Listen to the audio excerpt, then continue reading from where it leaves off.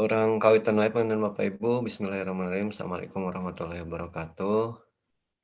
Terima kasih, mohon maaf telah mengganggu waktu aktivitasnya di pagi hari ini. Eee,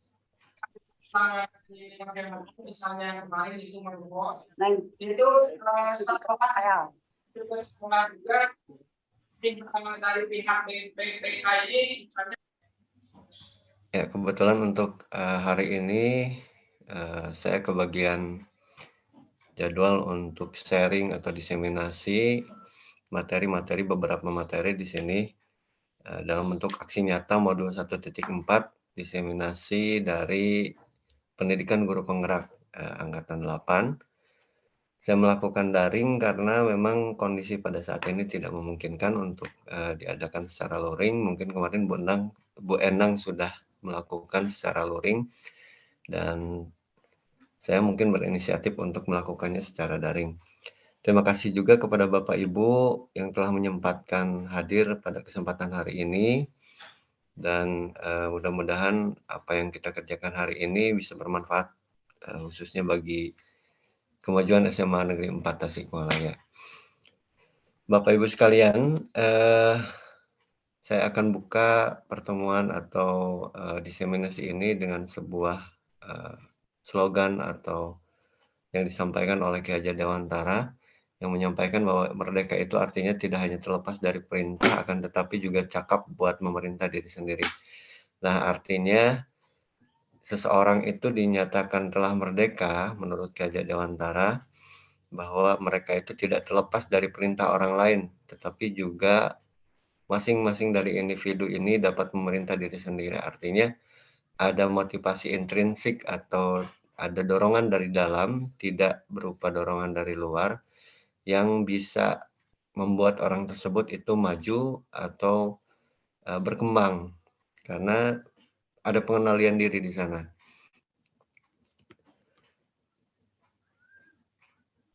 Baik, di kurikulum Merdeka saat ini, profil pelajar Pancasila itu sangat dikedepankan. Yang pertama, poin yang pertama dari profil pelajar Pancasila itu adalah beriman bertakwa kepada Tuhan Yang Maha Esa dan berakhlak mulia, kemudian mandiri, bernalar kritis, berkebinekaan global, bergotong royong, dan kreatif. Satu hal yang saya tekankan di sini bahwa di pendidikan guru penggerak ada yang dinamakan dengan disiplin positif. Seperti saya sampaikan tadi bahwa disiplin positif itu sifatnya berupa internal, jadi dorongan intrinsik motivasi dari dalam, bukan atas perintah atau dorongan motivasi dari luar. Nah, ini diharapkan nanti akan mewujudkan profil pelajar Pancasila pada seluruh atau pada setiap individu siswa yang ada di sekolah kita. Profil pelajar Pancasila ini diharapkan dapat muncul, dapat diamati dan dapat berkembang dengan baik di sekolah atau pada murid-murid di SMA Negeri 4 Tasikmalaya. Nah, beberapa hal juga yang berkaitan dengan, disiplin positif ini, yaitu adanya keyakinan kelas yang dibentuk oleh guru beserta dengan murid. Ada beberapa hal juga yang ditekankan di sini bahwa sebelum-sebelumnya saya yakin Bapak Ibu sekalian juga sudah pernah melakukan peraturan kelas atau misalkan kontrak belajar, namun ada perbedaan dengan keyakinan kelas yang dibentuk. Perbedaannya di antaranya yang pertama, jika keyakinan kelas itu bersifat lebih abstrak dan lebih umum, atau lebih mewadahi seluruh kegiatan yang ada di kelas tersebut. Kalau peraturan kelas itu lebih konkret, contohnya misalkan, eee, dilarang membuang sampah sembarangan. Kemudian kalau keyakinan kelas itu bentuknya kalimat positif, sedangkan kalau peraturan bentuk kalimatnya perintah atau negasi atau pentidaan. Seperti yang saya tadi sampaikan, dilarang membuang sampah itu merupakan peraturan kelas. Adapun keyakinan kelas yang seyogianya digagas atau disusun oleh, Bapak Ibu semua adalah berbentuk kalimat positif. Jika tadi dicontohkan dilarang membuang sampah di kelas, bentuk kalimat positif dari kalimat tersebut adalah menjaga kebersihan kelas. Jadi ada perbedaan dari bentuk kalimatnya sendiri. Yang ketiga adalah berdasarkan aspirasi atau pendapat warga kelas. Jadi di sini, tidak hanya bernegosiasi dengan para siswa atau para murid yang ada di kelas, tetapi Tapi ditekankan bahwa para murid itu memang memberikan aspirasinya, pendapat dari seluruh murid. Jadi, keyakinan kelas ini tidak dibentuk oleh guru. Kalau sebelumnya peraturan kelas itu dominan pemikiran-pemikiran guru. Kita menuangkan peraturan, kemudian disodorkan atau ditawarkan kepada anak-anak, kalaupun ada perubahan kemudian nanti dinegosiasikan. Tetapi pada keyakinan kelas seluruhnya murni adalah ide pemikiran dari peserta didik atau dari murid. Yang selanjutnya bersifat dinamis untuk keyakinan kelas, sedangkan peraturan kelas itu bersifat statis atau ketika peraturan kelas itu sudah dibentuk, biasanya kita tidak merubah-rubah lagi peraturan kelas tersebut. Tetapi pada keyakinan kelas memang sifatnya lebih dinamis dan ini dapat berubah-ubah tergantung dari kebutuhan ataupun dari aspirasi masukan yang muncul dari murid. Kemudian yang paling penting adalah keyakinan kelas itu menekankan kesadaran akan konsekuensi. Jadi, para murid itu dibentuk atau diajak pemikirannya itu untuk memikirkan mengenai kesadaran akan konsekuensi apa yang akan terjadi jika keyakinan kelas tersebut dilanggar dan bukan berupa hukuman. Kalau peraturan kelas menekankan kepada hukuman, contohnya misalkan ketika membuang sampah Eee, ada hukumannya untuk, membersihkan kelas misalkan sepulang sekolah atau denda, untuk uang kas dan lain sebagainya itu masih merupakan peraturan kelas. Sedangkan keyakinan kelas jika terjadi hal yang seperti itu, anak diajak untuk berdiskusi atau untuk curah pendapat mengenai apa yang dia lakukan, apa yang menjadi latar belakang dari perilaku tersebut dan solusi yang mungkin muncul itu didiskusikan bersama dengan murid tersebut. Nah, berikut ada contoh-contoh keyakinan kelas. Contoh yang pertama, setiap anggota kelas perlu belajar, perlu senang, perlu melakukan tugas, perlu saling menghargai, dan perlu merasa aman. Ini contoh yang pertama. Kemudian contoh yang kedua, selalu bersikap positif, senantiasa menjadi diri terbaik, percaya dan menghormati orang lain, berkomitmen terhadap setiap tugas, dan senantiasa membantu. Nah, ini kalau kita perhatikan di sini, ini adalah hal-hal yang umum yang secara global atau secara luas itu mencakup peraturan-peraturan. Contohnya perlu saling menghargai, itu setiap anggota kelas perlu saling menghargai. Jika kita kembalikan kepada aturan di antaranya bisa kita jabarkan menjadi tidak saling mengganggu antar teman, tidak membuli teman, tidak, tidak mengganggu jalannya pembelajaran itu masuk ke dalam setiap anggota kelas perlu saling menghargai. Jadi sifatnya untuk keyakinan kelas ini lebih luas. Nah, langkah-langkah penyusunan untuk keyakinan kelas ini yang pertama adalah curah pendapat dari para peserta didik atau para murid. Jadi Bapak dan Ibu silahkan untuk mencatat masukan atau aspirasi dari murid-murid semuanya. Ini bisa di papan tulis ataupun di media yang telah disediakan sebelumnya. Di kertas, misalkan kertas yang luas, kemudian tuliskan semua apa yang disampaikan oleh siswa, kemudian setelah itu mengubah kalimat menjadi kalimat positif seperti yang saya sampaikan. Tidak, setiap kalimat yang sifatnya negatif atau, ada kata tidak, dilarang, dan lain sebagainya, itu kita rubah menjadi kalimat positif. Kemudian yang ketiga, mengubah aturan menjadi nilai kebajikan. Nah, contohnya misalkan di sini, setiap anggota kelas perlu belajar. Nah, perlu belajar ini nilai kebajikannya apa? Nilai kebajikan dari perlu belajar adalah kemajuan atau pengembangan diri. Kemudian setiap anggota kelas perlu senang. Perlu senang itu nilai kebajikannya ketika murid tersebut senang itu, apa yang akan terjadi adalah kebahagiaan. Kemudian setiap anggota kelas perlu saling menghargai dan lain sebagainya. Itu harus dibuatkan atau harus, nilai-nilai kebajikannya itu harus dapat nantinya diamati. Kemudian meninjau ulang dan berdiskusi. Nah, setelah semuanya dirubah menjadi kalimat positif, Bapak Ibu silakan untuk berdiskusi dengan murid tersebut dan meninjau ulang sekiranya ada hal-hal yang tidak sesuai atau masih ingin disampaikan oleh peserta didik. Dan yang terakhir adalah membuat media keyakinan kelas. Media ini dapat berupa poster, dapat berupa slogan, dapat berupa, semacam contohnya misalkan seperti kalau anak-anak suka membuat, daftar untuk jadwal kebersihan atau jadwal pelajaran, nah itu bisa juga dibuatkan media seperti itu untuk keyakinan kelas. Kemudian ditempel di kelas dan senantiasa dapat dilihat secara langsung atau secara jelas oleh seluruh anggota kelas. Yang selanjutnya yang ingin saya sampaikan atau yang saya akan diseminasikan adalah mengenai pendekatan restitusi. Nah, restitusi ini sendiri merupakan pendekatan yang digunakan dalam mengembangkan kedisiplinan, karena kedisiplinan ini sangat penting fungsinya dalam memajukan atau dalam, kemajuan sebuah organisasi atau institusi khususnya sekolah. Ini menekankan dengan peningkatan kesadaran diri yang diharapkan berasal dari motivasi intrinsik seperti yang saya sampaikan tadi.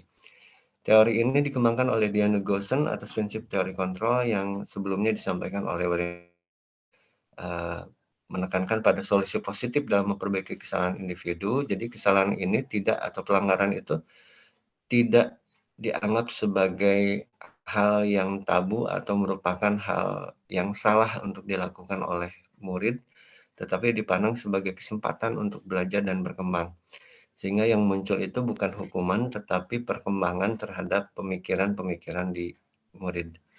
Kemudian pendekatan ini juga memberikan perspektif dan kesempatan kepada guru dan murid untuk memahami perilaku yang muncul, kenapa perilaku tersebut muncul, kemudian latar belakang kebutuhan yang hendak dicapai dari perilaku tersebut. Ketika anak membuang sampah sembarangan, ditanyakan apa yang menjadi latar belakang dari perilaku buang sampah sembarangan tersebut. Karena menurut teori kebutuhan manusia memang ada beberapa kebutuhan yang perlu dicapai oleh murid. Contohnya misalkan rasa senang, kemudian ingin ada kebebasan, merdeka, dan lain sebagainya. Itu merupakan kebutuhan-kebutuhan yang ingin dicapai oleh murid. Nah, kita juga harus menggali latar belakang kebutuhan yang hendak dicapai oleh murid tersebut.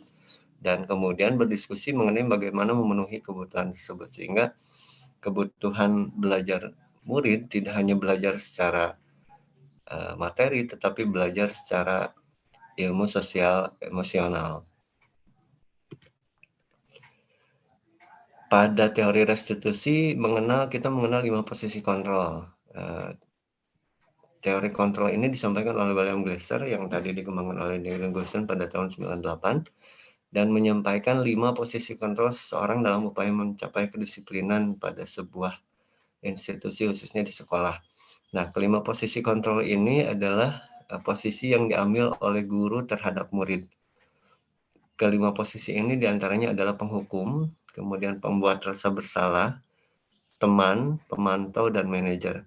Nah, ada perbedaan mendasar dari kelima posisi kontrol ini. Yang pertama mengenai penghukum. Jadi ketika ada pelanggaran yang terjadi yang dilakukan oleh siswa, guru bertindak atau berposisi sebagai penghukum. Contohnya misalkan ketika ada anak kesiangan, dia langsung menjustifikasi perilaku kesalahan siswa tersebut. Kemudian memberikan hukuman yang sesuai menurut pemahamannya. Nah, kekurangannya adalah ketika anak tersebut itu diberikan hukuman, anak cenderung berpikir bahwa ketika dia melakukan kesalahan bahwa akan ada hukuman yang datang. Oleh karenanya dia akan di satu sisi dia akan berhati-hati, tetapi di sisi lain tidak akan menumbuhkan kesadaran terhadap perilaku yang salah tersebut gitu. Kemudian yang kedua pembuat rasa bersalah. Mungkin ada juga pendekatan atau posisi kontrol yang diambil oleh guru. Ini yang membuat anak itu membuat rasa bersalah seolah-olah. Contohnya misalkan ketika kesiangan, "Kamu kok kesiangan? Kenapa kesiangan? Kamu nggak malu sama teman-teman yang lain?" dan lain sebagainya. Itu pembuat rasa bersalah. Kekurangan dari posisi ini adalah siswa itu akan merasa direndahkan atau rendah diri, dikembangkan untuk mempunyai rasa rendah diri. Ini juga kurang tepat untuk dilakukan oleh seorang guru. Kemudian yang ketiga, berposisi sebagai teman. Contohnya misalkan ketika anak tidak mengerjakan tugas, gurunya bertanya, "Ayolah kerjakan tugasnya, biar nanti Bapak bantu," dan lain sebagainya. Di satu sisi kenyamanan siswa atau kenyamanan murid memang bisa terpenuhi, tetapi di sisi lain, ada beberapa hal yang mungkin anak itu tidak akan lagi respek kepada guru ketika dia tidak memenuhi keinginan siswanya. Contohnya misalkan ketika tugasnya tidak kunjung dipenuhi, kemudian gurunya, merasa tersinggung atau marah dan lain sebagainya, kemudian murid akan berpikiran, "Teman kok seperti ini?" dan lain sebagainya. Akhirnya yang terjadi adalah hilangnya respek terhadap guru tersebut. Yang keempat adalah pemantau atau monitor. Pemantau ini sifatnya seperti CCTV, jadi memantau kejadian-kejadian dan langsung bereaksi atas kejadian tersebut. Contohnya misalkan ketika ada anak yang eee, berpakaian kurang rapi atau misalkan, bajunya itu dikeluarkan, kemudian kelihatan oleh pemantau ini atau guru, kemudian guru langsung menegur dengan, "Ayo masukkan bajunya," dan lain sebagainya. Di satu sisi memang, ada efektivitas yang bisa diambil dari pemantau ini, tetapi di sisi lain murid atau siswa akan merasa diperhatikan terus-menerus, dan ketika tidak ada pemantau atau tidak ada monitor yang melihat, perilaku siswa itu akan berubah 180 derajat. Rata-rata dari kita mungkin juga banyak kejadian di sekolah kita, ketika ada guru, anak-anak itu tenang, baik, dan lain sebagainya, tetapi ketika tidak ada guru, mereka langsung bereaksi karena mereka berpikiran bahwa tidak ada lagi yang memantau mereka. Nah, dan terakhir ini adalah manajer. Nah, ini posisi yang diharapkan bisa dijalankan oleh setiap guru terhadap murid atau di lingkungan sekolah. Karena manajer ini mencakup seluruh posisi kontrol yang ada di sini. Penghukum, pembuat rasa bersalah, teman, pemantau, itu semuanya bisa di-manage atau diatur sedemikian rupa oleh seorang guru jika dia memposisikan diri sebagai seorang manajer. Artinya, guru itu harus fleksibel. Satu saat mungkin dia akan menjadi teman, satu saat dia akan menjadi pemantau, satu saat dia akan menjadi pembuat rasa bersalah, dan bahkan mungkin juga penghukum.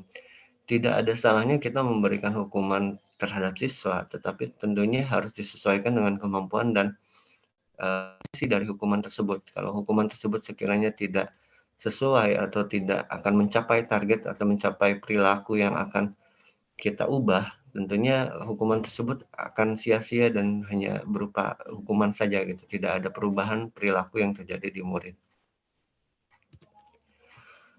Nah, pada restitusi ini ada pendekatan juga atau ada langkah-langkah yang harus kita lakukan ketika sebuah kejadian itu atau perilaku siswa itu melanggar keyakinan kelas atau melanggar keyakinan sekolah.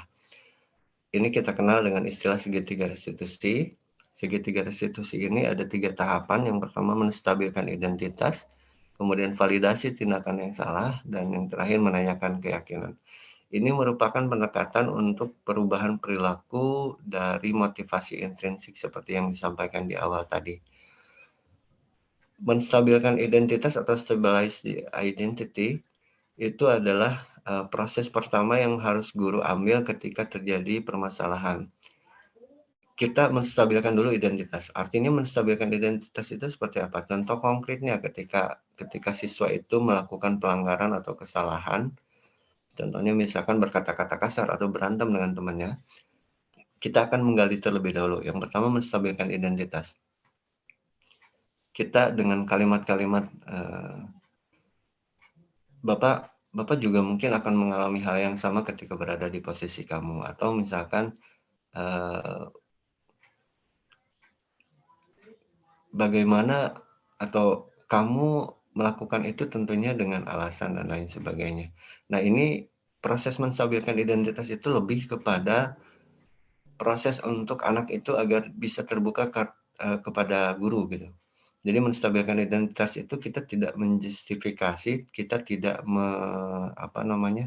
tidak serta-merta menghukum siswa bahwa siswa itu melakukan kesalahan dan lain sebagainya, tetapi kita menghargai sehingga mereka juga tidak merasa melakukan sebuah kesalahan yang fatal dan akhirnya akan ada perubahan sikap yang terjadi dari sana.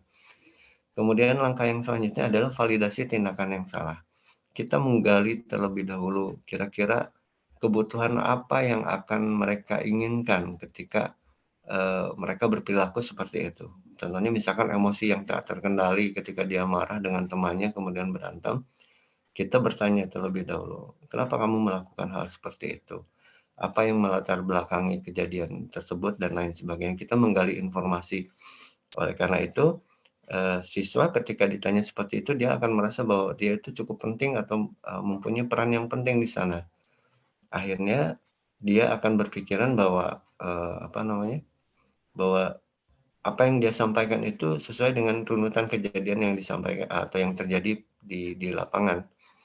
Dan yang terakhir adalah menanyakan keyakinan atau seek the belief. Kita menanyakan kembali, "Kamu tahu itu salah, kemudian, kira-kira bagaimana solusi dari permasalahan tersebut?" Dan lain sebagainya. Jadi kita mengedepankan proses diskusi.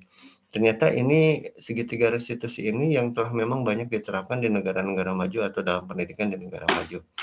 Saya pribadi sebetulnya selama ini ketika terjadi permasalahan dengan murid belum menerapkan segitiga restitusi ini. Karena memang pemahaman saya adalah bahwa saya sebagai orang dewasa, saya lebih tahu, saya lebih duluan mungkin lebih banyak pemahaman yang saya miliki ketimbang murid-murid saya. Tetapi ternyata pemikiran saya tersebut salah, karena siswa juga atau murid juga harus diberikan kesempatan untuk berkembang. Mereka juga harus, diberikan kesempatan untuk menyampaikan apa yang mereka rasakan, apa yang mereka pikirkan, sehingga solusi-solusi yang muncul itu akan solusi yang bersifat positif yang dapat membangun atau merubah perilaku yang tadinya salah atau tadinya melenceng, kemudian menjadi kembali lagi kepada hal yang memang positif dan bisa bermanfaat untuk anak, khususnya untuk perbaikan perilaku yang terjadi atau yang akan mereka lakukan. Baik, terima kasih Bapak Ibu, mungkin itu saja diseminasi untuk kali ini, mohon maaf apabila ada kesalahan. Barangkali silakan jika ada pertanyaan atau ada masukan, boleh. Tidak ada? Alhamdulillah. Ya, mangga Bu Ajijah. Boleh, silakan. Tes, suara saya jelas, Pak? Ada. Ya, mohon maaf izin off cam ya, Pak ya, karena kamera di sini sepertinya sedang tidak baik-baik saja. Iya, mangga. Ya, izin bertanya, tadi di 5 posisi kontrol ya, Pak ya, di sana Ya. disertakan pembuat rasa bersalah. Nah, takutnya miskonsepsi di sini, Pak. Itu pembuat rasa bersalah di sini apakah guru sengaja menstimulus siswa agar dia ada rasa bersalah padahal dia tidak bersalah atau seperti apa gitu, Pak? Pembuat rasa bersalah di sini lebih ditekankan di mana gitu ya, Pak? Terima kasih, itu mungkin yang saya tanyakan. Luar Baik, biasa, terima kasih Pak. Bu Ajijah. Ya, pertanyaan yang bagus ya, terima kasih. Jadi untuk pembuat rasa bersalah, terkadang kita sebagai guru itu ingin mendapatkan jalan pintas atau, memproses permasalahan itu dengan cepat. Artinya ketika saya bertanya kepada siswa mengenai latar belakang, perilaku yang mereka lakukan, contohnya kesalahan yang mereka lakukan, saya akan langsung bertanya, "Kamu emang nggak malu sama teman-teman kamu?" Dan lain sebagainya. Itu dengan harapan bahwa anak tersebut itu lebih cepat muncul kesadaran dari dirinya. Tetapi sebetulnya secara psikologis itu akan berdampak kepada siswa bahwa murid tersebut itu akan merasa rendah diri atau kita sedang mengembangkan kemampuan rendah diri siswa, ya. Jadi artinya, eee, pendekatan tersebut memang di satu sisi anak mungkin akan kemudian menunduk, ya, karena malu dan lain sebagainya atau karena mungkin dia juga merasa bersalah. Contohnya ketika apalagi kalau kita bilang, "Gimana kalau orang tua kamu tahu tentang hal ini, tentang permasalahan ini?" Dan lain sebagainya. Dia pasti akan berpikir panjang dan, mungkin saja sampai menangis gitu. Nah, kadang kita sebagai guru melihat itu sebagai sebuah pencapaian bahwa kita telah sedang menyelesaikan permasalahan anak tersebut, tetapi sebetulnya anak tersebut sedang kita didik untuk mempunyai rasa rendah diri atau tidak percaya diri. Mungkin seperti itu Bu Ajijah. Kalau kurang jelas mungkin boleh disampaikan lagi? Ya, Baik Pak, cukup Pak. Terima kasih, cukup jelas. Baik, atur nuhun Mbak Jajah. Mangga mungkin yang lainnya untuk sesi tanya jawab jika ada pertanyaan.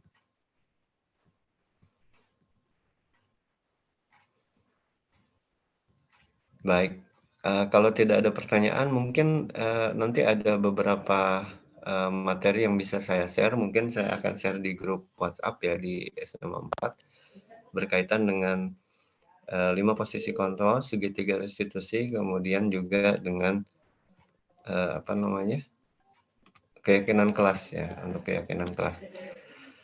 Bapak dan Ibu, terima kasih atas kesempatannya saya bisa menyampaikan apa yang ingin saya diseminasikan, dan mudah-mudahan ini bermanfaat bagi kita semua, khususnya bagi Bapak Ibu yang nanti akan mengikuti program guru penggerak juga, atau akan bergabung dengan pendidikan guru penggerak di angkatan 10 ya.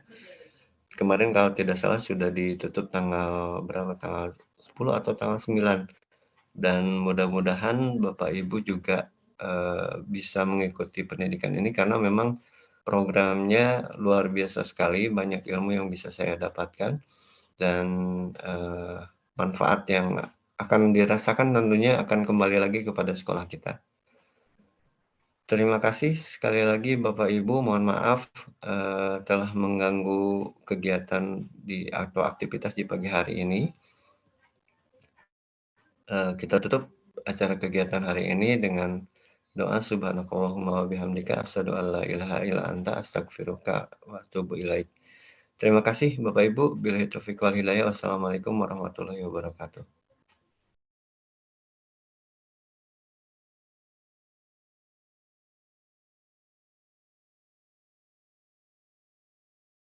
Hey, lagi apa? Lagi bikin apa ini? Bikin apa? Keyakinan kelas. Semangat dong. Semangat, kita semangat.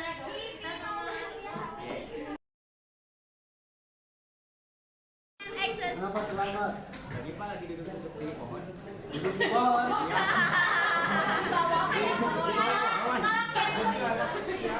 Oke, tahu kan kesepakatan kita kan? Terus tahu juga jam sekarang jam pelajaran apa ya? Berarti sudah melanggar keyakinan kelas ya? Kira-kira apa konsekuensinya? Mau minta maaf? Kemudian janji tidak mengulangi lagi. Silakan minta maaf. Assalamualaikum warahmatullahi wabarakatuh. Waalaikumsalam warahmatullahi wabarakatuh. Saya Lutfi Asyahid, absen 15. Saya bersumpah tidak akan mengulanginya lagi. Saya berjanji tidak akan terlambat lagi. Sekian dari saya.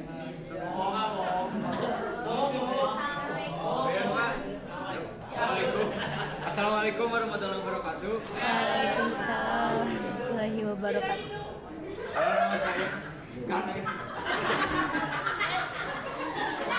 Halo, nama saya Yoyola Katya Nugraha dan saya meminta maaf atas keterlambatan saya. Saya berjanji tidak akan mengulanginya lagi. Bohong.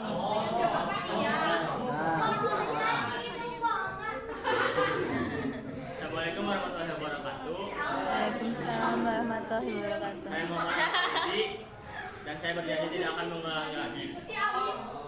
Bohong. Terima kasih.